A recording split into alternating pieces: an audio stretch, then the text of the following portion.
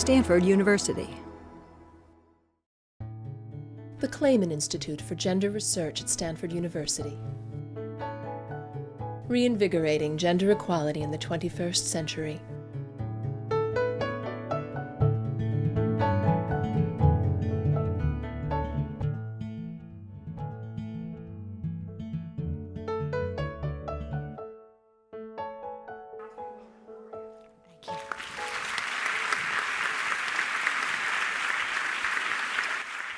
On behalf of the organizers of this event, I would like to welcome you. The organizers are Stanford's American Studies program, the Clayman Institute for Gender Research, and the program in Feminist Studies in conjunction with Ms. Magazine. And to our guest over here from Ms. Magazine, I just want to say how honored and proud we are at Stanford to be hosting this celebration of the 40th anniversary of Ms. Magazine. So thank you very much for that opportunity.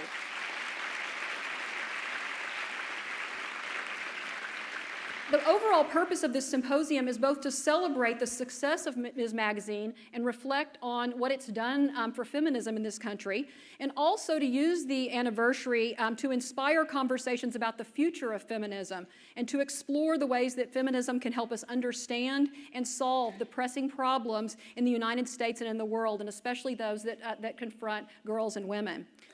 Okay, on to the main event. I now have the honor of introducing my colleague and friend, Shelley Fisher-Fishkin, who is going to introduce Gloria Steinem.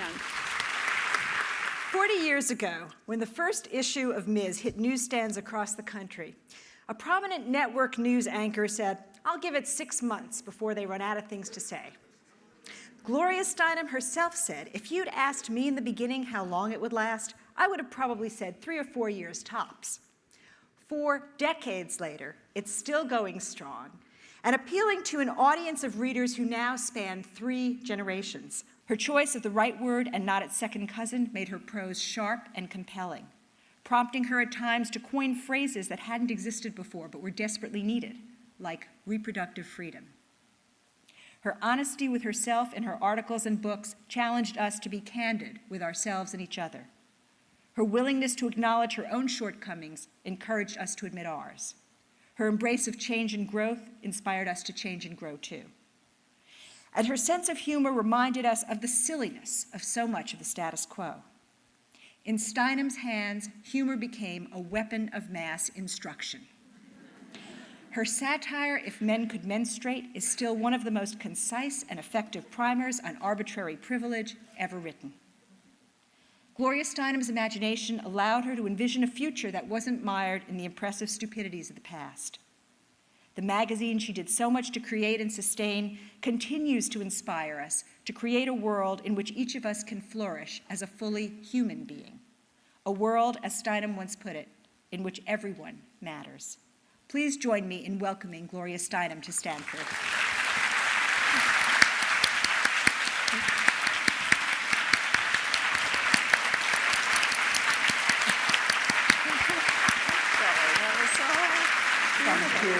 Thank you so much.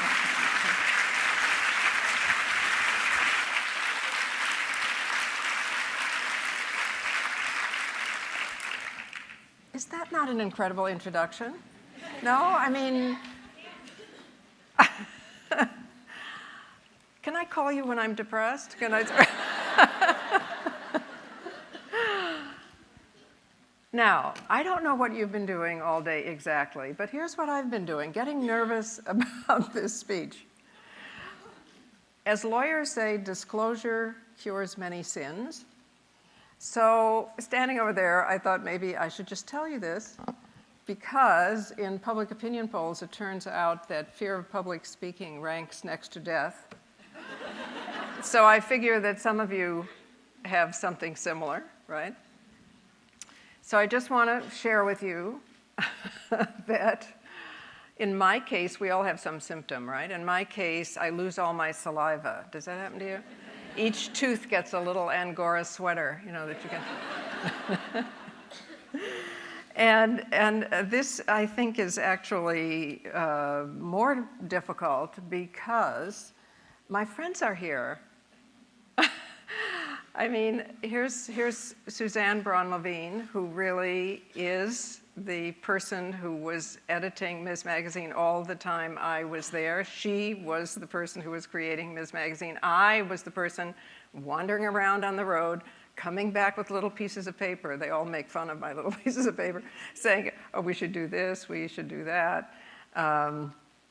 There's Helen Zia is here someplace, no? Who was the managing editor with Robin Morgan, and Marcia Gillespie, who, we worked together, Shelby Knox and Miriam Perez, who are honorary Ms. Magazine folks. So I find it actually quite hard, So here's what I'm looking forward to, the discussion time. when you and I together will overcome this old-fashioned structure we have going here with you looking at each other's backs and me looking at you. This is hierarchical. Hierarchy is based on patriarchy. It doesn't work anywhere anymore, including in this room. And we can begin to really pretend that we're sitting in a circle and learn from each other. And I get to learn from you, too. And I'm really very grateful to all the work of the American Studies program and Clayman Institute and the Feminist Studies and Kathy Spillar and the whole staff of MIS, because they have given us this time. Now, we are here in a combination of people that has never happened before in exactly this way and will never happen again in exactly this way, right? And each of us here is a unique combination of heredity and environment. I never understood the nature versus nurture thing, did you? Because obviously it's both, all right? Each of us is unique in and of ourselves. So I'm hoping that when we leave here, we will all have one new subversive thing that we're going to do that we've heard from someone else. We'll meet 4 or 6 more people you don't know. You have to introduce yourselves.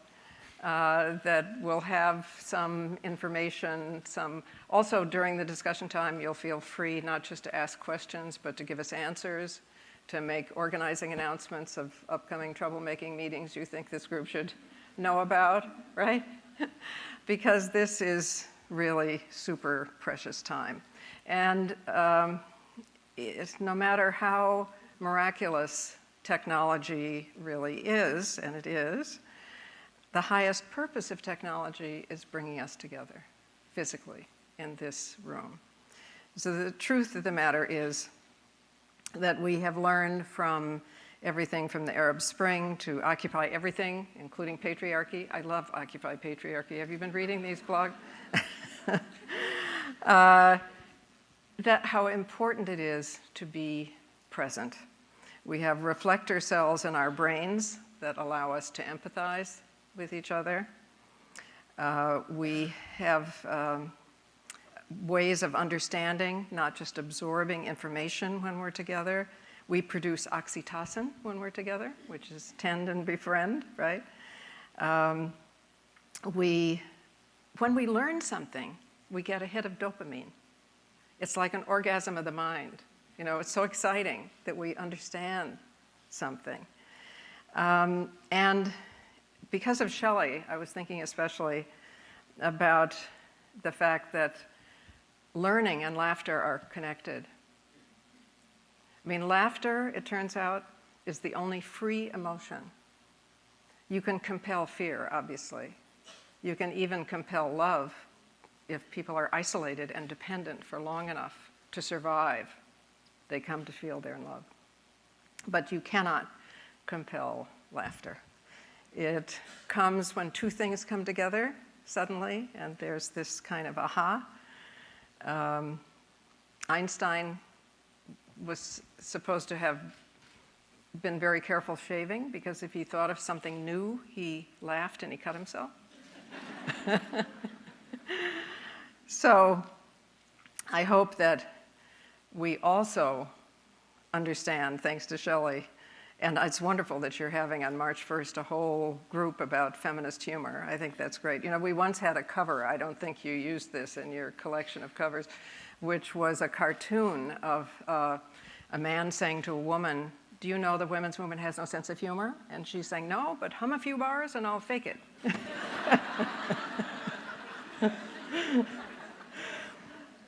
So, and actually it turns out that people in positions of power, men if they feel powerful because they're men, not all men of course, but people in positions of high government power, corporate power and so on, in surveys what they say they fear the most is being laughed at.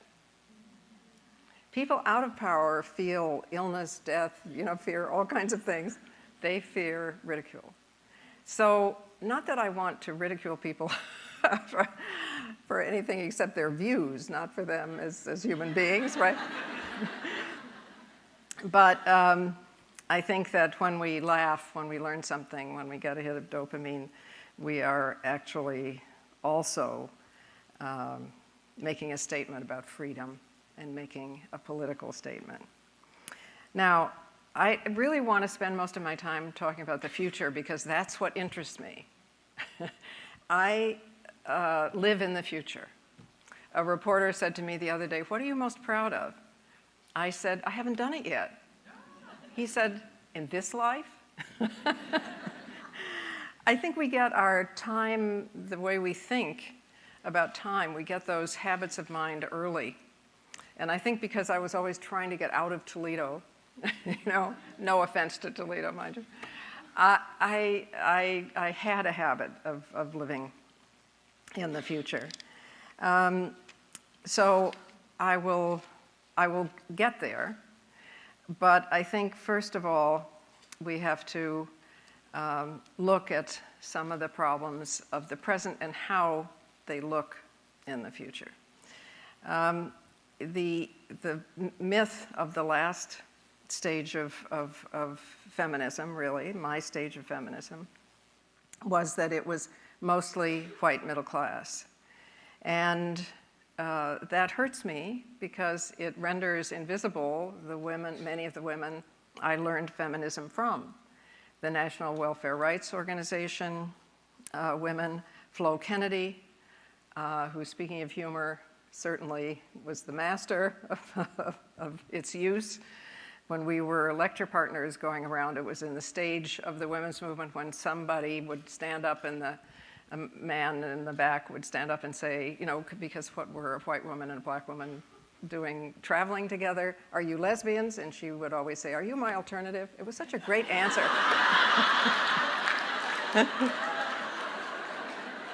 Because it didn't tell anybody anything. It just sat them down. So I just want to remind us that the very first huge poll on women's opinions about women's issues, the first one in 1972, which I'm sorry to say was called the Virginia Slims poll, a lousy sponsor, but a very good poll, done by Lou Harris, showed that when asked if you support women's liberation or not, 67% of black women said yes. 67%.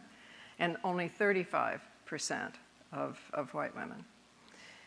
And even today, the last remaining group, demographic group that votes against its own self-interest are white married women. My life's ambition is to make white women as smart as black women about what political action looks like. So I thought I would also say that given that poll, it's possible that who you should be listening to now, and I tried to find somebody who's in your neighborhood, is Eileen Hernandez. How many people here know Eileen Hernandez? Good, okay, there's at least 20 people maybe, right? She is an African-American woman. She lives in San Francisco. She was an organizer for the ILG, International Ladies Garment Workers Union. She was the first woman and the first African-American on the Equal Employment Opportunities Commission. She was the second president of the National Organization for Women. She was the first chair of the National Women's Political Caucus. She was the chair of the Women's Agenda. She helped integrate the fire and police departments here, both by race and gender. And if you're thinking about looksism, which is a real thing with the media, she's beautiful and elegant, you know. So I just want to say that because I think the myth, that's the dominant myth about the movement up to now. And I think we have a lesser but also troubling myth about people who say, where are the young feminists? As if they didn't exist. So let's remember that the polls show that young women are more likely to support feminist issues than older women are. I spend 90% of my time working with women who are 30 to 60 years younger than me, right? And I just thought I would name a few because I'm so troubled by this constant idea. Now, part of the reason I don't believe it, you know, there are no young feminists, where are the young feminists, is because it's frequently the same people who are saying that who were saying to me, feminism is hopeless, you can't do it, it's against nature, God, Freud, somebody. They're still around, and they're saying, well, it used to be necessary, but it's not anymore. And it's the very same people, right? So part of this that has no future is just the new form of obstructionism. So we have, of course, Shelby Knox and Miriam Perez here to show us, you know, what there are young feminists, not to mention all the people, all the rest of you here. But I just thought I'd mention a few names. There's Ai-jen Poo. Do you know Ai-jen Poo? Who is the organizer of Domestic Workers United. She has accomplished a Bill of Rights for domestic workers in New York State, and she is working here, they are working here for one in California. It's an alliance of local groups, 30,000 members, 30,000 members. The New York Times says she's the nanny's Norma Ray. You wouldn't know Norma Ray if Ms. Magazine hadn't written about her, so I'd like to say that to the New York Times. Nancy Lublin, who originated Dress for Success in order to give women what they needed to go out into the labor force and get a job when they perhaps didn't have the dress they needed, and is now head of DoSomething.org, great organizer. Courtney Martin of Do It Anyway, who wrote the book Do It Anyway about a new generation of activists. Jessica Valenti, who wrote Full Frontal Feminism, isn't that a great title? A Young Woman's Guide to Why Feminism Matters, and founded Feministing in 2004. Samhita Mukhopadhyay, who is a writer, technologist, and executive editor of Feministing. Salamisha Tillett, who is a professor of Africana Studies at the University of Pennsylvania and the co-founder of Long Walk Home, which is a group about sexual assault from which she also suffered. Meg McInerney, who's the managing director of the Arts Effect, which helps teenage young women write and perform plays themselves, and you know, this is enormously popular.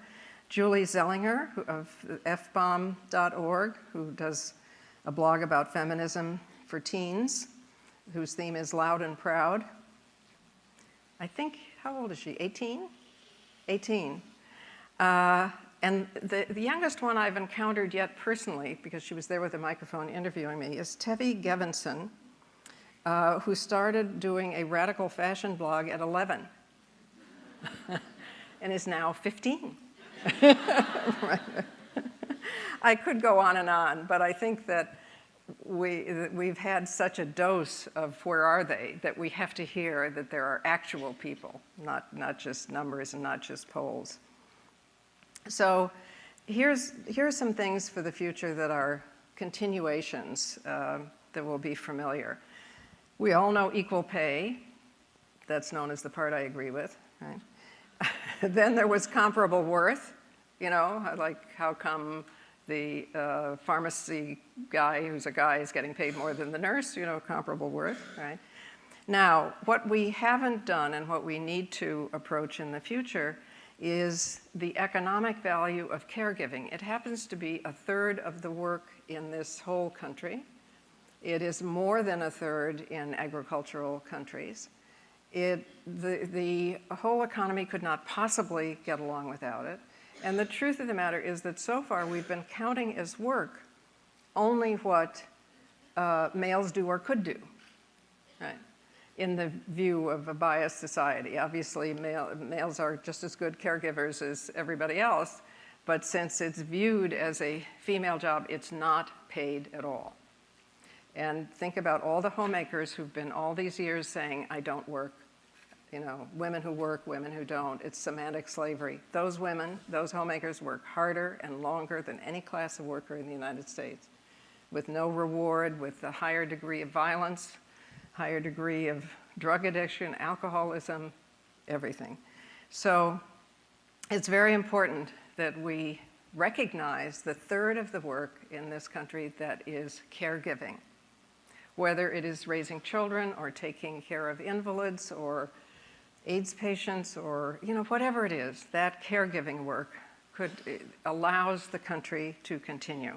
And here's what we could do. We could attribute an economic value to caregiving at replacement level.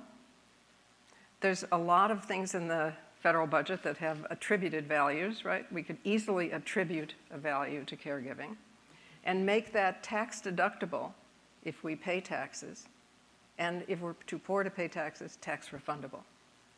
And we've established the principle of refundability, and that would substitute for the disaster of welfare reform. It's not hard. We do not need a bill. We just need to change the tax code. We could do this, right?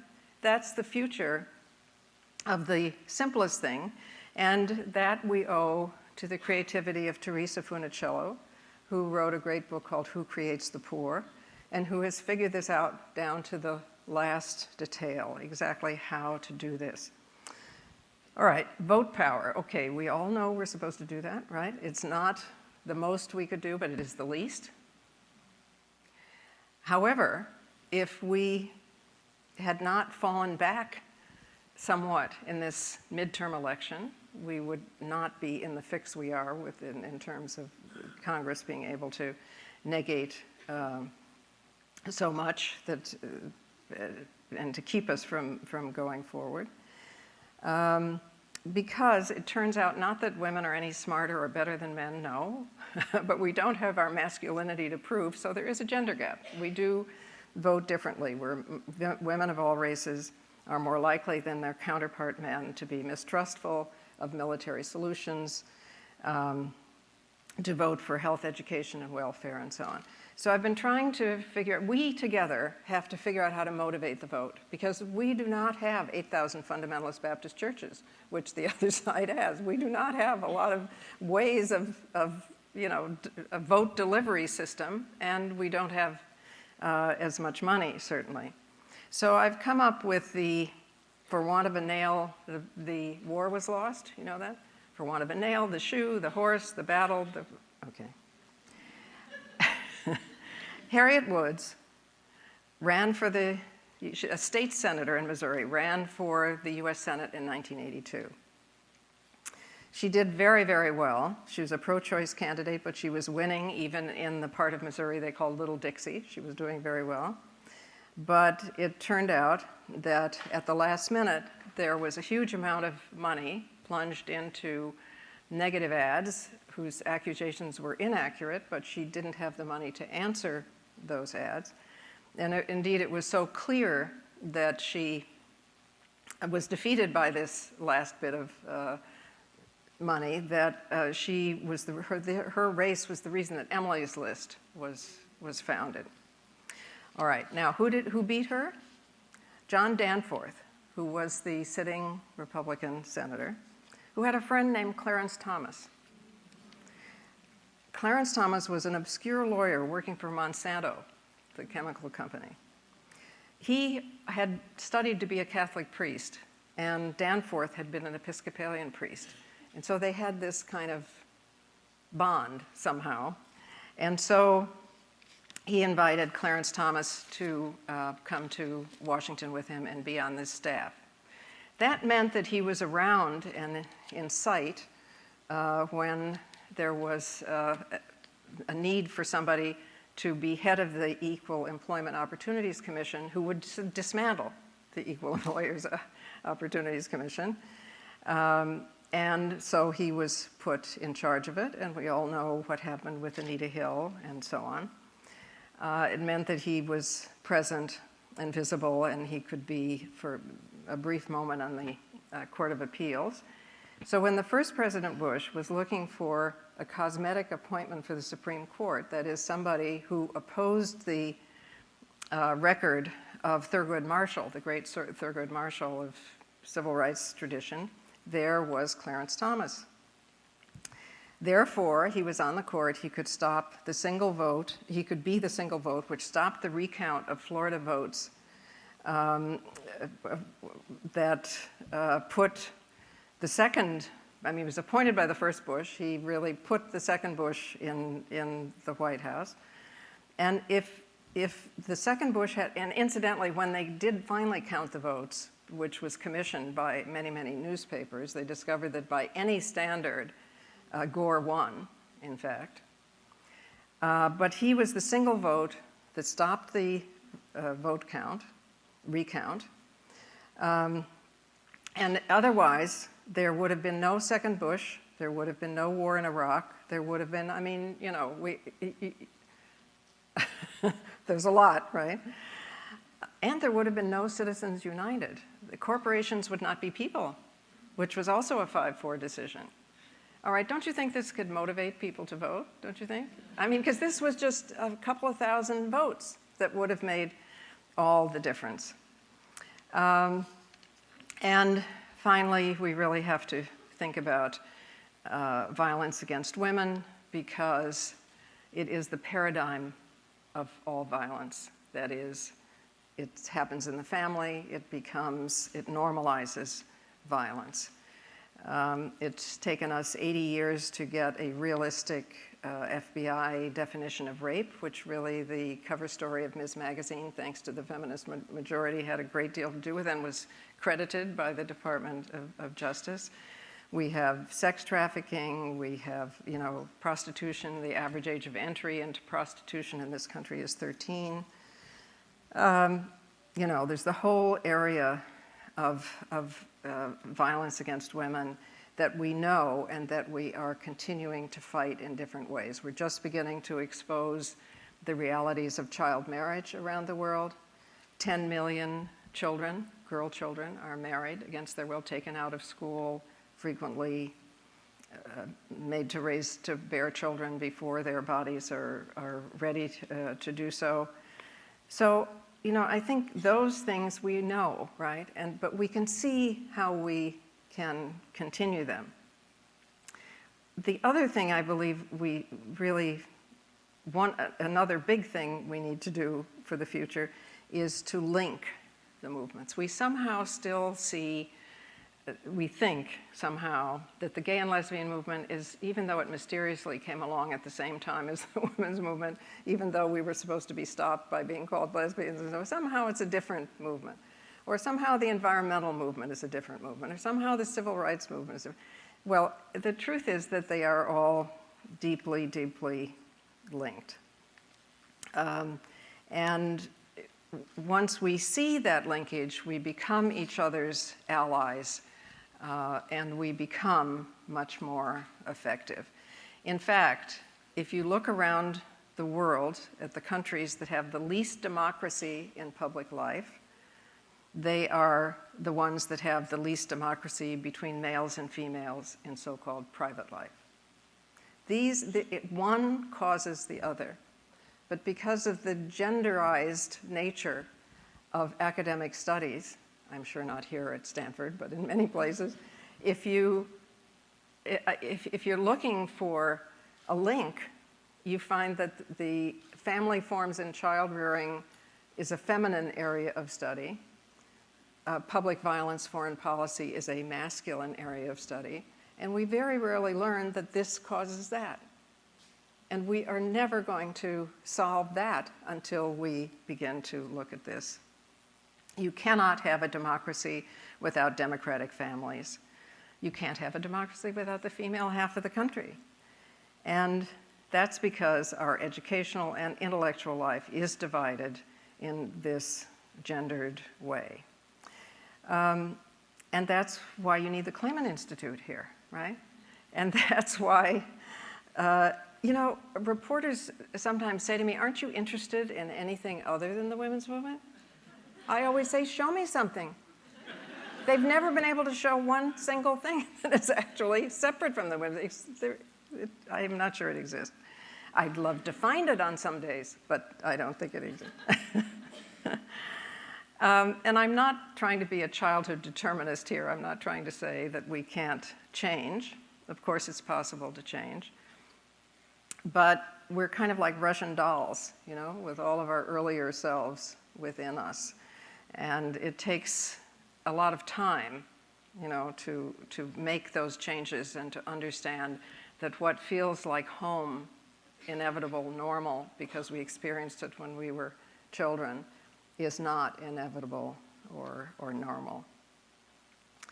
Ranking instead of linking, ranking for which gender prepares the ground for race and class and everything else, is literally killing us. It's certainly killing females, since femicide is the most common crime on this spaceship Earth, women being killed because they are women, whether it is in the womb and son preference is causing infanticide or soon after birth, but it is the biggest form of violence. And actually, I hope we all understand this can only benefit men. We figured out in one editorial meeting at Ms. Magazine that if you backed the statistics about out of the causes of male death, if you backed out those things that could be said to be attributed to the masculine role, from violence, speeding, tension-related diseases, you know, all kinds of things, men lived 4 years longer, and the life expectancy between males and females was down to less than a year instead of 8 years. I mean, you know, this is not a bad offer, right? We can give you more years of life to live. I mean, who else can say that? So how did we get in this jam in the first place? This is where I'll drive all academics mad, okay, because I try to do it so fast. Okay? It arose because some men began to take reproduction out of the control of women, whose bodies, of course, are the means of reproduction and who are the natural controllers of it. And so those cults of masculinity and femininity grew. I'm always, for all this many years, I've been quoting Olof Palme, the chief of state of Sweden, who I believe is the only chief of state who ever said that gender roles are the deepest cause of violence on earth. And therefore, it was the responsibility of every government to humanize those roles. Nonetheless, here we are, and gender roles are still confused with nature, just as racial differences were once falsified by pseudoscience and still sometimes are. We all come, after all, from a common embryo. How come that doesn't get more publicity? You know, the embryo is female right in the beginning. Why don't people emphasize male nipples? I've always wondered about that. There's a book, I think, why men have nipples, right? Why don't we know that clitorises have the same nerve endings as penises? You know, we once tried to do a fold-out of a clitoris in Ms., but we couldn't afford the fold-out. But we had this great drawing, you know, because the clitoris is much bigger than one thinks, because some of it is under the skin. I really regret that we never had this fold-out. Of course, we're forever being told about hormones, but behavior changes hormones too. It isn't just that hormones create behavior. Behavior also changes hormones. As you may have read recently, the so-called male hormone of testosterone, which of course women also have to some extent, is at a lower level in men when they are nurturing children. I so wish Dorothy Dinnerstein were alive in order to hear this. Did you ever read The Mermaid and the Minotaur? I really recommend it if you have, it was a book ahead of its time. Because she always said that men raising children or returning to raising children, as in original cultures, and therefore developing their whole human selves in the same way that women develop our whole human selves by being assertive or daring or whatever it is that, I mean, we all, human beings all have these qualities. She always said that men raising children was the key to world peace. And she didn't even know about this study. I mean, I think that she had just looked at a wide variety of cultures.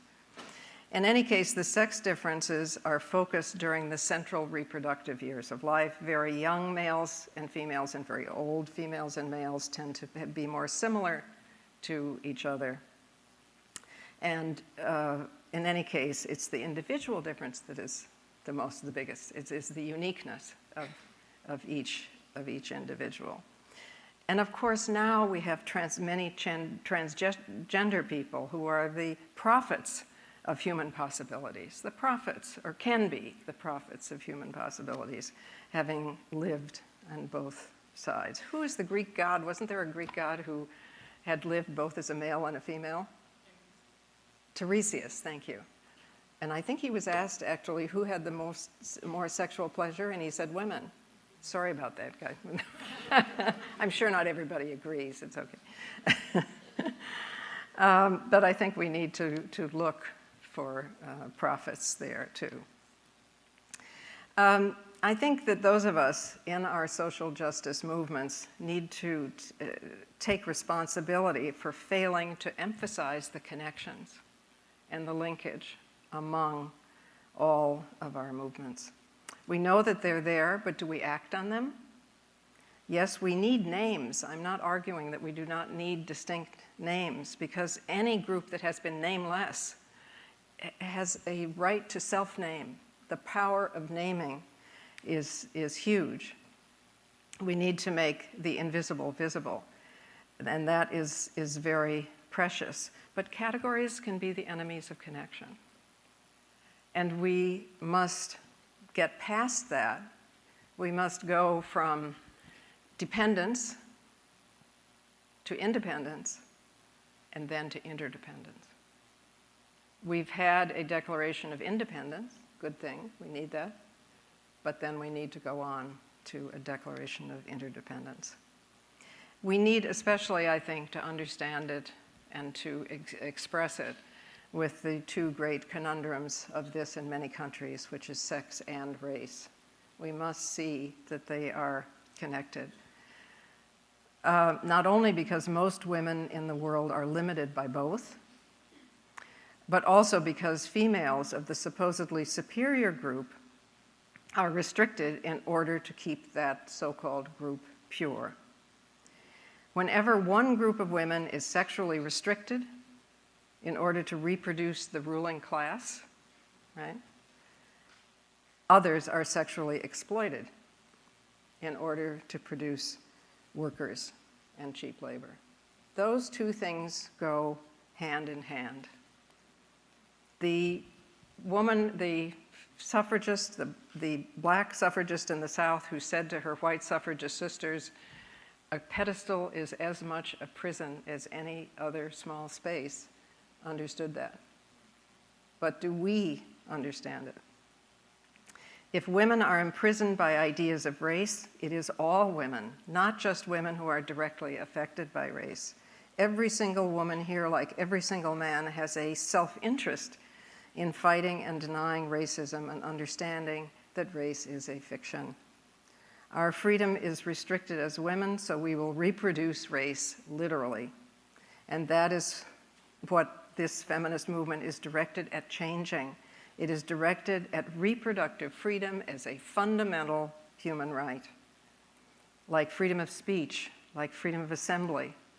And all movements are damaged when reproductive freedom does not exist. We should know that in this country, where anti-miscegenation laws were the single most enforced form of forbidden behavior, and enforced in the most draconian ways. So, we have just a few future tasks. Here I think they are, like overthrowing or humanizing. You can pick the word you feel depending on the state of your patience tonight. Patriarchy and racism. Hierarchy as opposed to thinking circular, which is linking rather than ranking. I just think we should declare the last 500 to 5,000 years, because it depends where you are when this started. Here it was only 500 years ago, an experiment that failed. And we declare tonight the first meeting of the post-patriarchal, post-racist, post-nationalist, post-monotheist. I mean, we have to admit that if God looks like the ruling class, we are all in deep shit. So now, we all get encouragement wherever we can find it. But I just want to tell you that I have gotten encouragement myself from what used to be called prehistory. I think that meant they just didn't want us to know what went on. Because once, like 25 years ago, I was making a trip on the Nile. Perhaps many of you have done that too, from the more Nubian African older parts of the Nile toward Cairo. And you can see it there. It's so fascinating, because first there are all these carvings of birds and butterflies and papyrus and men and women, and everything is God. God is in everything. Then you go a little further, and it's 1,000 years later, because there it's been going on for maybe 5,000 years, unlike 500 here, right? So it's 1,000 years later, and suddenly the goddess has a son and no daughter. Imagine that. Then you go another 1,000 years, and the son has grown up to become a consort. And finally, you get to the most recent of the pharaohs, and the goddess has become the throne on which the pharaoh sits. And then you get to mosques in which no representation of females or males, no humans and no nature is allowed, right? Like the Mormons, who don't have windows in some of the, you can't, So, and I was reading at the same time Henry Breasted, who was a great Egyptologist, who said, monotheism is but imperialism in religion. Is that not it makes you laugh, right? Because it's such a realization. And then I also happened to be reading a book on religious architecture, which pointed out that most religious architecture, current religious architecture, especially but not only Christian, the building is built to resemble the body of a woman, because the central ceremony of a patriarchal religion is men giving birth, taking over the power of giving birth, which they have controlled it in various ways physically, but it's still a huge mythic power, right, to be able to give birth. So, as he pointed out, there's an outer entrance, an inner entrance, labia majora, labia minora, vestibula in between, it's actually the same word, a vaginal aisle up the center, 2 curved ovarian structures on either side. See, you're laughing. What did I tell you? Right. The altar in the center, where the miracle, which is the womb, where the miracle takes place, where men dressed in skirts, he didn't say that. I'm saying that. Say you were born of this inferior creature woman, so you were born in sin, but if you obey the rules of the patriarchy, we can do them one better, we can give you everlasting life. Now, Judaism doesn't offer this, I'm happy to say, heaven in quite the same way, because it's an older religion, but it is the origin of heaven, of a very distinct kind of highly detailed, there are 4 virgins waiting for you, heaven, which came along with patriarchy, because it was really literally an effort to do women one better. So if you think of it that way, right, I think it helps us to understand the politics of religion, and that's my final really point. We have to admit the politics of religion. We cannot just let them have free reign, whoever they are, you know, in all the different groups, and create gods who look like the ruling class and tell us this is not political. Get us to behave during our life on earth in order to get a reward after death. Even corporations only do that for life after retirement. They do not say, I mean, we believe this? I mean, it's quite extraordinary.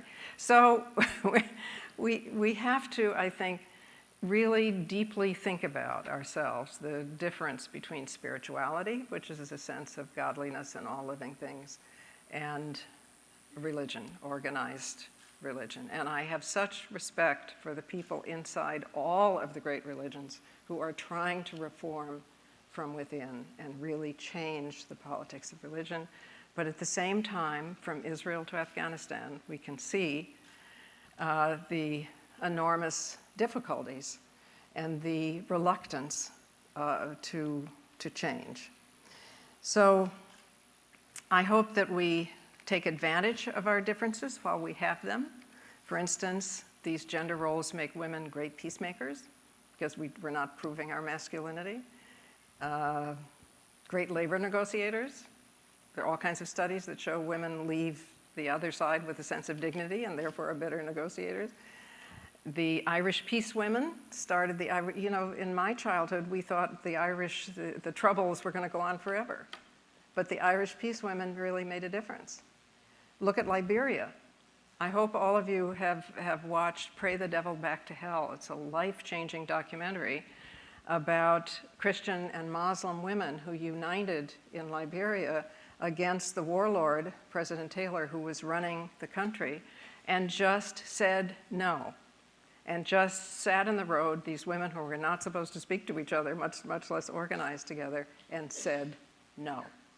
And it took a long time, and it was very dangerous, but finally, they were able to truly make a difference, to get rid of Taylor. The warlords were supposed to make a peace agreement. It wasn't happening. They were doing this in Ghana because I think there were no buildings left you know, that weren't damaged by shells. In Liberia, the women's movement in Ghana had paid the fare of a whole bunch of women from Liberia to come to Ghana. Nothing was happening, so those Liberian women surrounded the hotel and wouldn't let the warlords out until they came to an agreement about the election. This is great, right? I mean, and seeing this film can change our lives. So while we certainly want to humanize these roles for everybody and get rid of them, but while we have them, we can see that there is a value to the cultural functions of women. You know, I know that in this country, we're all worried now. I mean, there's a degree of violent rhetoric that we have never seen before. There are more gun permits being given out than ever before, and that's not talking about the guns, the illegal guns without permits. I think actually the women's movement would be well suited to take on gun control, incidentally.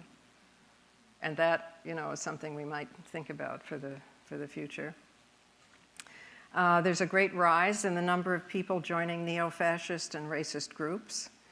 There's the backlash against reproductive freedom, which is essentially trying to nationalize women's bodies by declaring the fertilized egg to be a person with a direct relationship to the state, so that actually would nationalize women's bodies. There's been proposed legislation in South Dakota and elsewhere saying it's okay to murder an abortion doctor because it's killing him in self-defense. It didn't pass, but it was introduced. And we have a right to be worried. But it suddenly occurred to me that if we linked, we could understand this better. If we understand that all the paradigm of all violence is the home and what happens in the home, and since we know that a woman or a man, but it's usually a woman, is most likely to get killed when she is about to escape or has just escaped. She's escaping control, right? That's the most dangerous time for her. I think we can understand that what's happening in this country is we are escaping control. We have turned against 2 wars faster than we did against Vietnam. We are very critical of our financial establishment in a way that probably has not existed since the Depression and maybe even before. We have Occupy, blessed Occupy movements everywhere.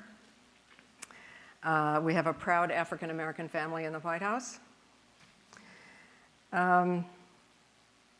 In about 20 minutes, we're not going to be a majority European country anymore, European American. We're not going to be a majority white country anymore, which is be great. We look more like the world, but people are really panicked about this. It's a big part of the reason for cutting down on abortion and sex education and family, because white women have fewer children, by and large, than women of color, or at least depends how long people have lived here, but still, it's a difference. And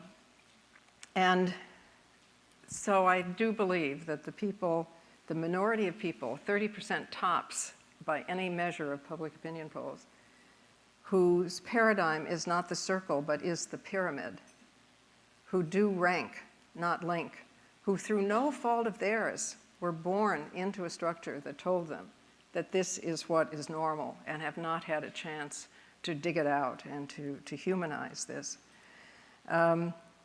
They are seeing the country get out of control. Therefore, this is a time of 2 things. There's never just one thing, right? A time of maximum danger, and we have to look after each other, and we have to be careful and understand it's dangerous. And also, we have to understand that we're not going to stop. In the same way that we would never tell a woman or a man to stay in a violent household, we are not going to stop, because this country is about to be free. And these social justice movements are the symbols and the content and the heart and the soul of that will to be free. So what can we do? Well, we all know what we can do. We all have things we can do. And I hope we know that it isn't true that the ends justify the means. The means are the ends.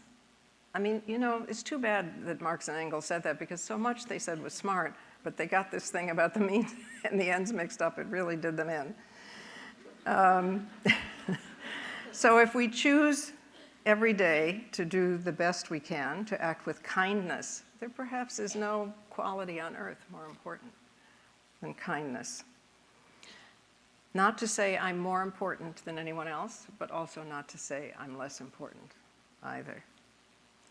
To overcome these crazy categories based on the fiction of race or gender or what is normal sexuality or ethnicity and so on.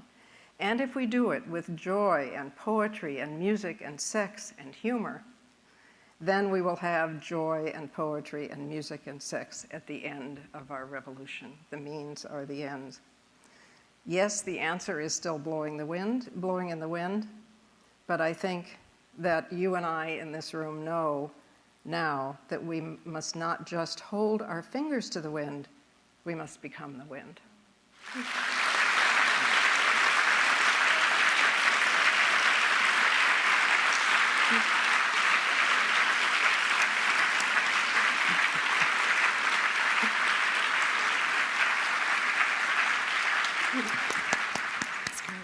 Thank you so much for those really, really inspiring and fascinating remarks.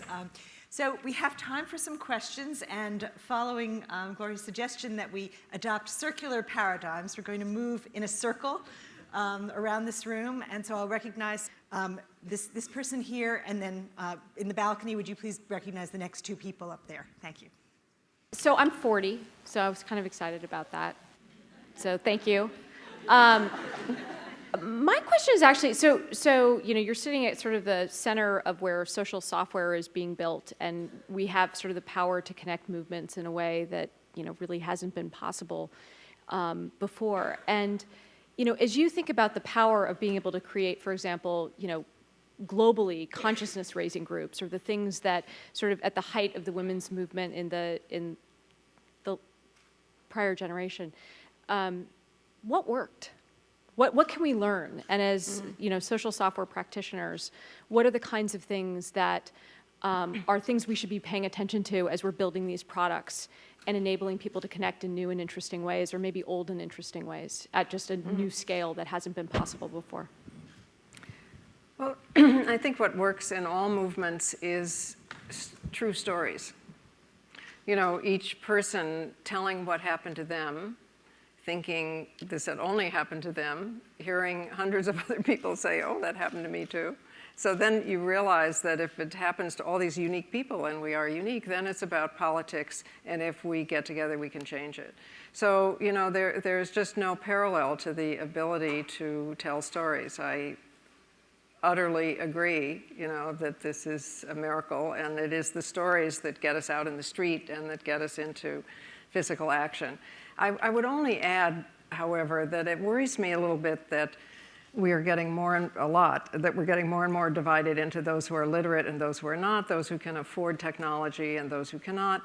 And there's a way around that this would be a great place for you to take this on as a project. What a great, which is, we could have a satellite, and the satellite could broadcast radio programs, which means that obviously you don't have to be literate, and radio is a very important means of communication around the world. And people with radios that you crank up with no electricity could hear it. So, if you look at, I'm sure a lot of you have been on the Google campus, right? And you see the wonderful huge map that shows you where the Google searches are. Even in this country, you can see it's not equal, because it's mostly on the coasts and it's not so much in certain states and so on. But in Africa and Asia and other continents, you can especially see that there are ways in which technology is divisive. So if you could add to the glory of, of the web, which it is, a satellite radio, that would be my dream. Okay, question from the balcony.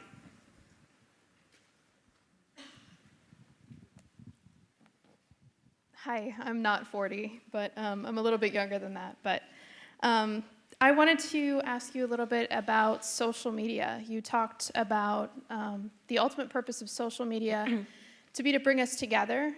Do you feel at times, though, that there also might be an accompanying apathy of everyone else is doing things? Therefore, I don't need to get involved, or how you feel about that? Because it seems to cut both ways these days. And just your thoughts on that. Yeah, no, I think it is. I mean, we have to be aware, every new technology has its gifts and its dangers, right? So I think we know its gifts, but it can cause us to cocoon. We just, listen to people we agree with, and we're on the listservs, or and we don't get the kind of diversity that we actually got from mainstream media and newspapers more. So I think that's, and then there is the danger that if you hit send, you think you've done something. Excuse me? No, you've just hit send. Right. So that, we have to figure out the difference between just passing on information, actually doing something. And that's why I think the highest purpose of technology is to get us out in the street, is to get us doing, meeting in small groups. It doesn't have to be in the street, it doesn't have to be so dramatic. Actually, in addition to the radio station with the satellite, what I would love to have for the women's movement worldwide is and for movements in general, but I'm thinking especially of the women's movement, that is a kind of global AA. The AA is a great model. I mean, it's leaderless, it's free, it's democratic. You get support from each other. You tell what's happening to you, and you get shared experience. Can you imagine? I mean, by the Zambezi River, where you would have groups in the YWCA basement. You would have if you moved from one city to the next, you would know where to find a group probably, you know. I mean, that would be great because we are communal people. We cannot function by ourselves. Isolation is the universal punishment in every culture in the world because we are communal people. So especially not only for women, but especially for women because the family is not necessarily supportive to women. It may be a place of work or of repression in some cases. We need alternate families. We need these groups even more, I think, than others do. Question this side of the balcony. You were kind enough, Ms. Steinem, Gloria, to speak with my students in November via Skype, and you reached us in our tiny rural community. But one of the challenges that the young women and men that I teach face is that when they go home, they hear that story that they are expected to be pregnant by 16, married by 18. I know that seems backward, but that's what the expectation is. How do we show them faces such as Shelby Knox and Miriam Perez, with whom they can identify, relate, and see more possibilities? Are you Annie Delgado? I am. Hi. Here, my Skype friends. Are my Skype friends here? Yes, I'm here. I had such a good time Skyping with you. This is a high school class. Okay. So this is it. You know, you just brought students here. They saw Shelby and others and us. It's the whole function of being a link, a go-between, which you are doing wonderfully. And if your students want to see specific people, you know, if we can help them find those people by Skype and Shelby says she'll Skype with you. Okay, question over here. Oh, okay, then we'll come back over there. Yeah. I just wanted to say that the great dream of my life is to see the impact on policy that would happen if we had 50-50 representation of women in political office. And this year I noted that there were no women running for an open state Senate seat north of Santa Barbara. So I am running for state Senate. I previously served in the state assembly. My name is Sally Lieber, and I'm on the ballot probably for just about everybody here. So that's my organizing announcement. Okay. Sally Lieber. And you were at lunch, right? I was at lunch. And she told me that she got elected to the assembly because I announced at some event and I tried to announce at lunch. And I'm so glad you're here again. I was feeling terrible. We'll be following you everywhere. So thank you. Okay, and she won last time. She says I'm her lucky charm, all right? You have to elect her this time, or otherwise I'm in trouble. There's a question over here.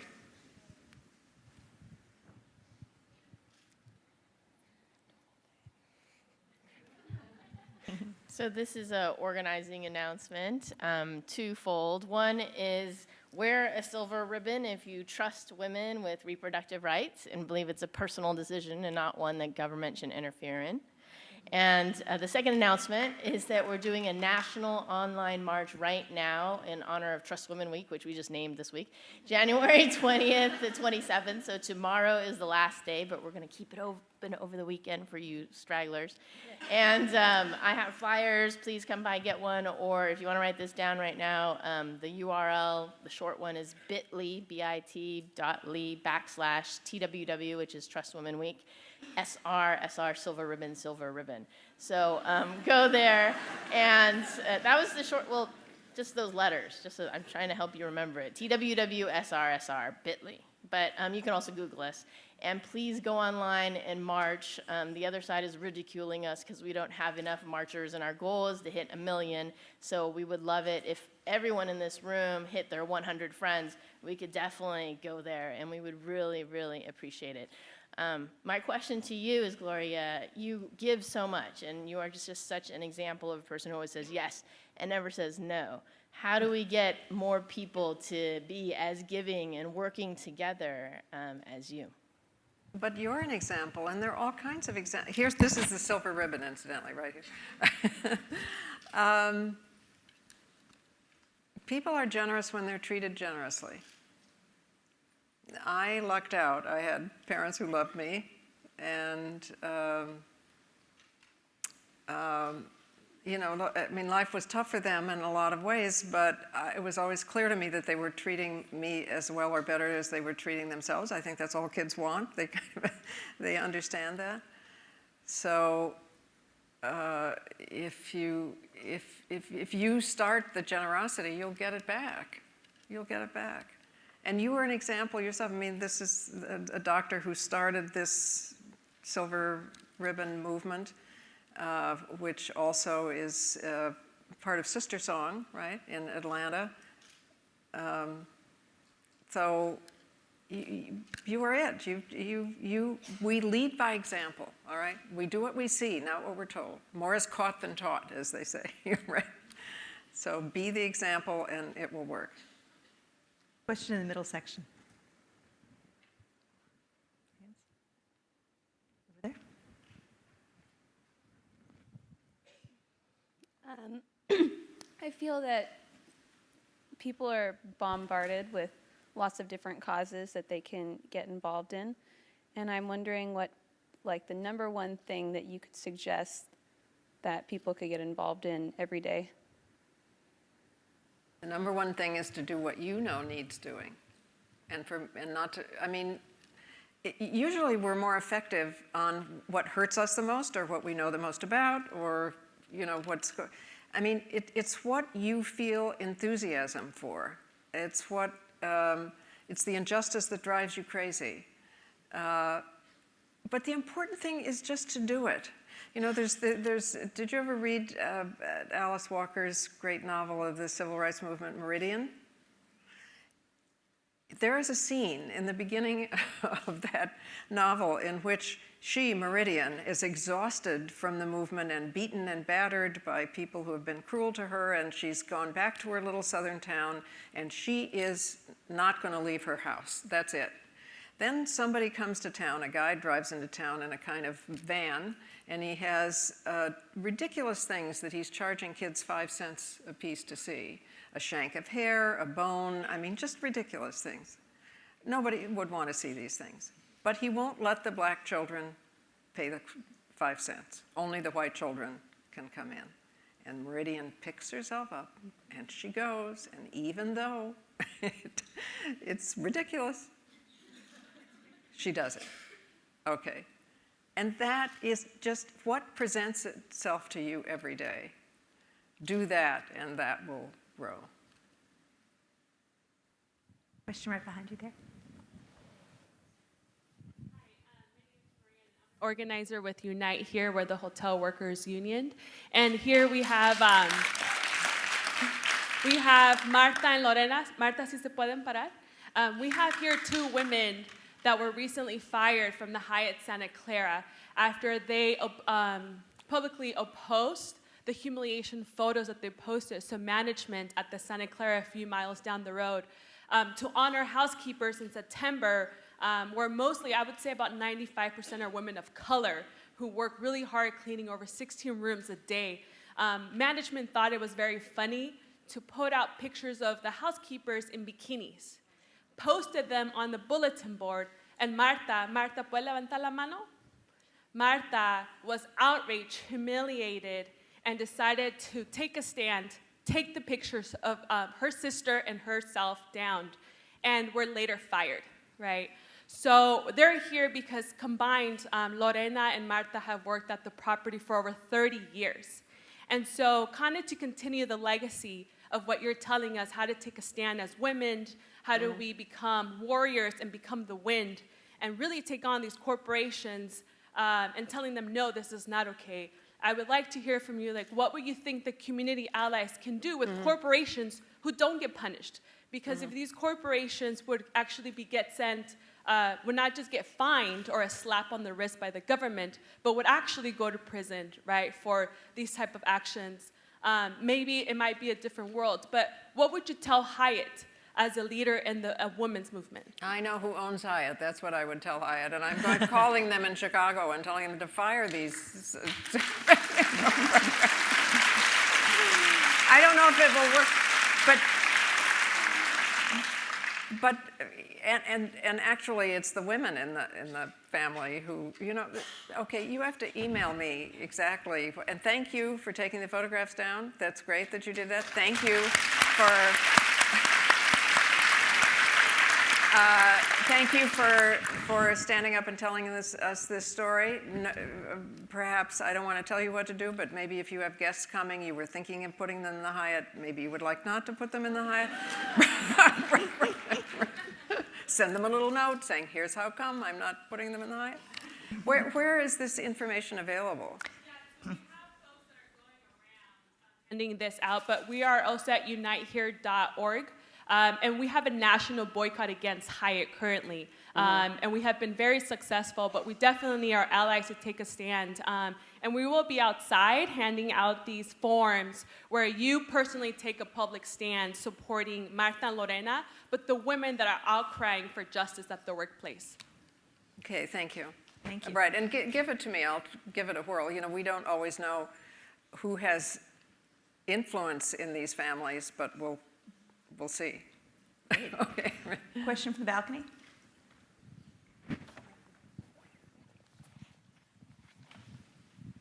Thank you. I'm very honored to be able to talk with you. I work for a company that does permanent birth control, and we're doing lobbying in Washington because the IOM, the Institute of Medicine, is now, as you probably, many of you may know, is declaring that all forms of birth control are going to be free and no co-pays. But we need support because, you know, Congress is still fighting Obama health care.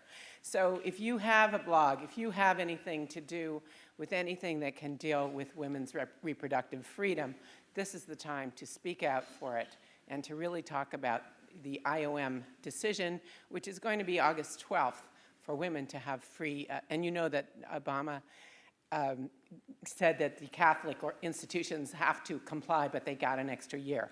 But it's a big deal. So just want to thank you. No, thank you.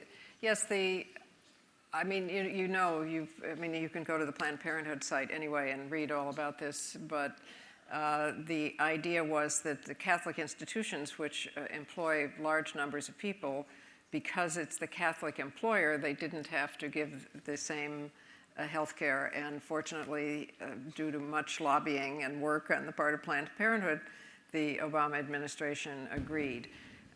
And it is important that we be heard because the church is in New York, and I suppose here too, very much using its platform to give the idea that it actually sounds when they speak as if we were causing priests in all their frocks to go out and pass out birth control in the street. They're making us distribute free birth control, you know. Really, they're just talking about having the same health insurance policies available. Is there a question in the balcony? Okay. In this part of the hall, right down here.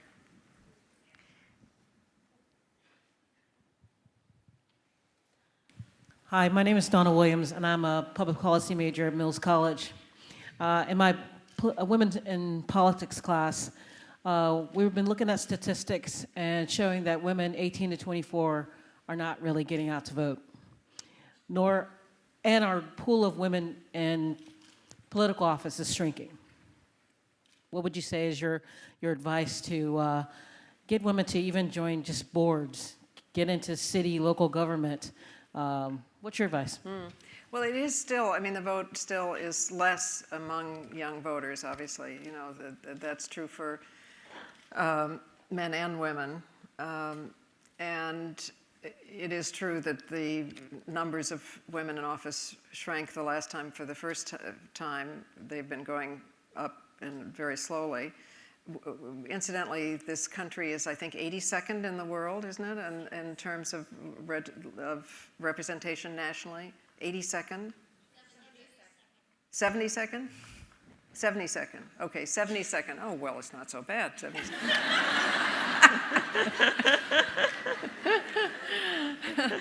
So the answer to your question really lies in who we have access to and what the motivation is, right? So that's what I was trying to do, for want of a nail, if we see the impact, I think it's very, very helpful. And we just have to, each of us, take responsibility for wherever we live, for, whoever we know, who's in our families, who is, to take care of kids while you go to vote, because it's still more difficult for many women to vote because they have responsibility for little kids and they can't go and stand in line. Whatever it is, if we just each of us say, okay, I'm going to get 25 people to vote. Everybody in this room is going to get 25 people to vote who hadn't been voting. That would be huge. And we could elect that woman to the Senate. Question in the middle section? Yeah.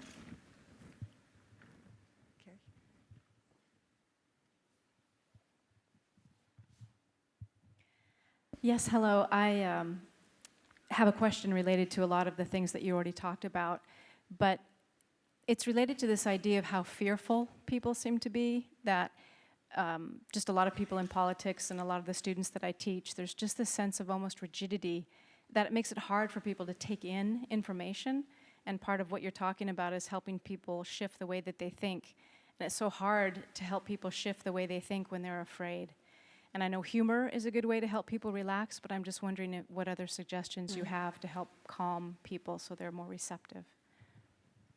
Well, maybe other people have, I would just say, be an example, speak out, say, when we see someone else doing it, we know, and nothing, lightning doesn't strike them dead, so we're much, much more likely to do it ourselves. And start with small doable things, and they get bigger and bigger. And but fear is contagious, courage is contagious, humor is contagious, getting something done is contagious, doing it. But and actually, I would just say to some of the fear that if you do it and fail, that will be so much better than wondering what would have happened if you did. The worst punishment is walking around thinking, what if? What if I'd said that? Maybe it would have worked. Maybe it's so much better to get it out. Question over here.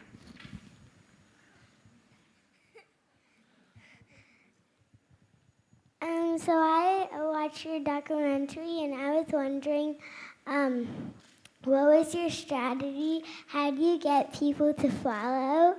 And so I want to ask that question.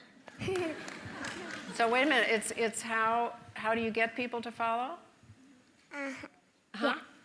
Well, you make it fun. You play music. You figure out what would make you follow, and then you do it for them.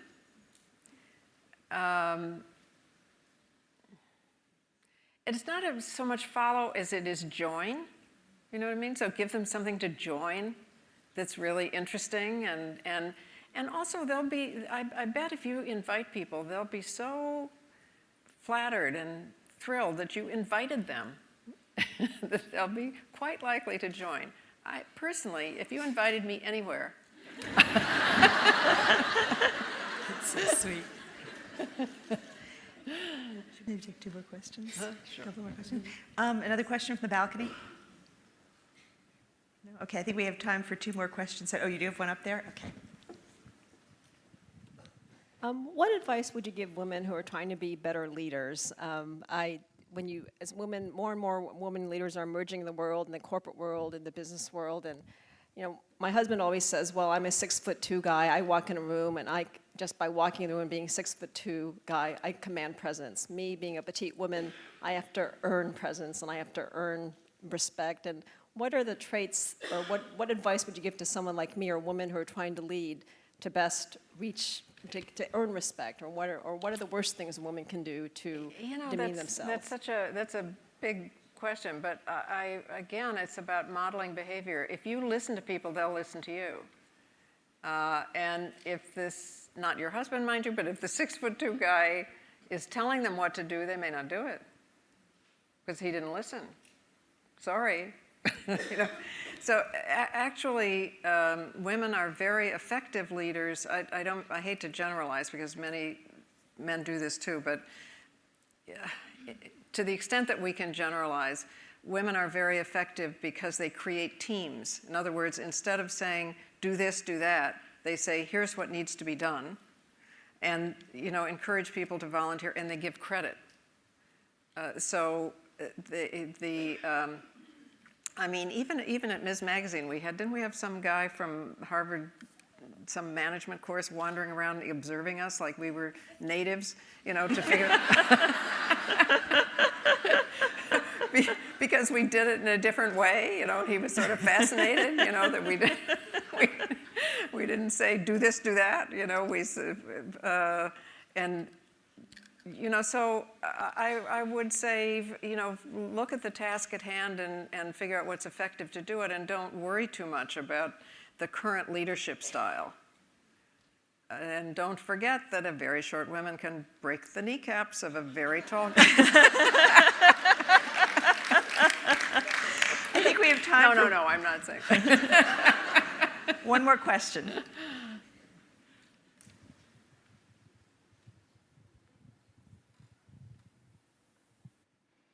Hi.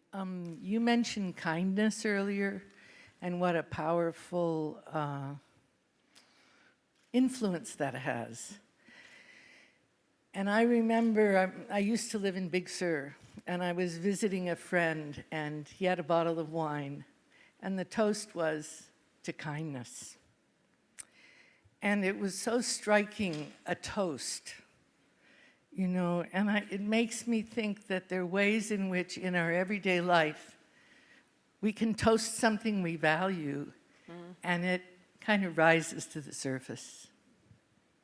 No, thank you. That's about positive reward, So, I'll give you an example of something that struck me about original cultures, about old cultures. I was worried about the time, so I cut out a whole part about the original cultures that are still very much alive, of course, on this continent, and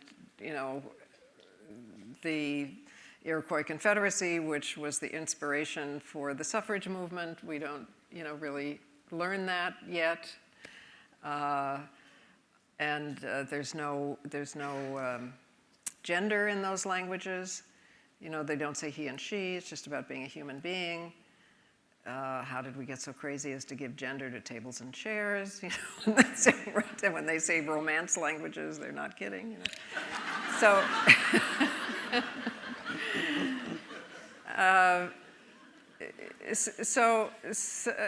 but when you were speaking, I was thinking of that because I remember reading. Will Mankiller and I were trying to do a book together of these some features of original cultures around the world that we could learn from.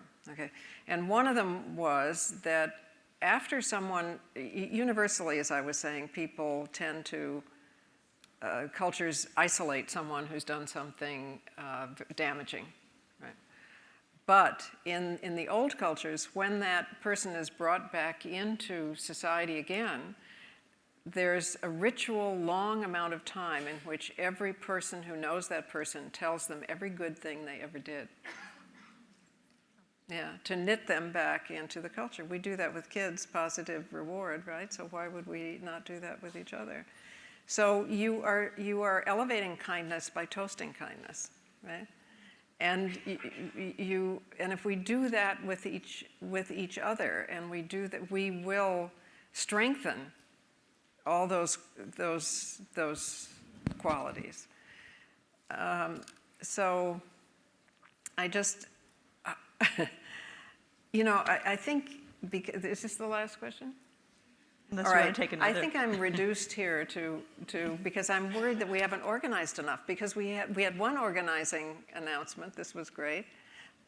We had questions. Two. Right. Two. Oh, yes, right, okay. So here's what I used to do, and maybe it's okay to do it again. All right, so you can see it's the book title of my, right? If each of you in the next 24 hours What day is today? Tuesday? No. Thursday. Thursday. Okay. Yeah, okay. All right, and the 24 hours beginning at 9 o'clock tomorrow morning. If everybody in this room promises me that you will do at least one outrageous thing in the cause of social justice, only you know what it should be. Can be deciding to run for office, can be saying pick it up yourself, can be saying...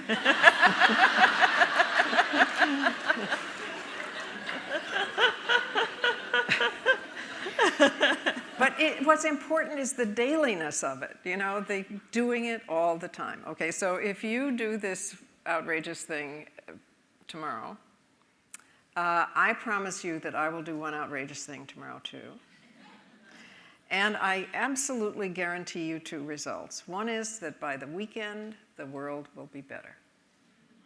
And the other is you will have such a good time that you just never get up in the morning again without saying, what outrageous thing am I going to do today, every day? That's a wonderful idea.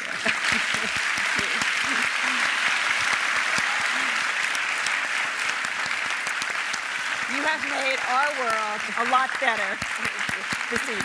Thank you. Thank you.